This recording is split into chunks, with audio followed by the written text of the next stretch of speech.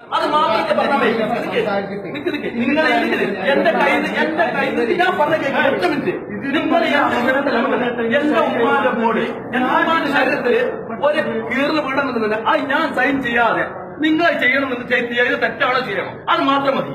തെറ്റല്ലേ? ആ തെറ്റിന് നിങ്ങൾ എന്താണ് പരിഹാരം കാണുക? അതുകൂടി പറഞ്ഞു. ആ തെറ്റിന് എന്താ പരിഹാരങ്ങൾ കാണുന്നത്? എന്താണ് നിങ്ങൾ പറയുന്നത്?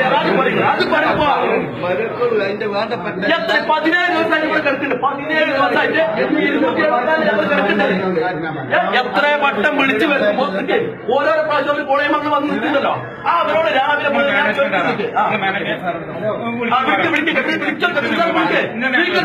ഈ പൊതുജനം കൂടി കേൾക്കണം. കാരണം എന്തൊക്കെ ഇവരൊക്കെ തള്ളാനും സർക്കാരും മക്കൾ നമ്മളെ കളിച്ചിട്ടുണ്ട്.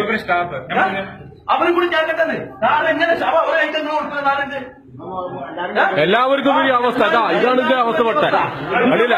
അൽമാസ് ഹോസ്പിറ്റലിന്റെ അവസ്ഥയാണിത്. അൽമാസ് ഹോസ്പിറ്റൽ എല്ലാവരും അവസ്ഥ തന്നെ. ഇവിടെ ഒരുത്തനും വന്ന് കെടുക്കാൻ പാടില്ല. കിടന്ന കൊന്ന് മയ്യത്തെ കയ്യിൽ തരുള്ളൂ. ഈ നായിന്റെ മക്കള്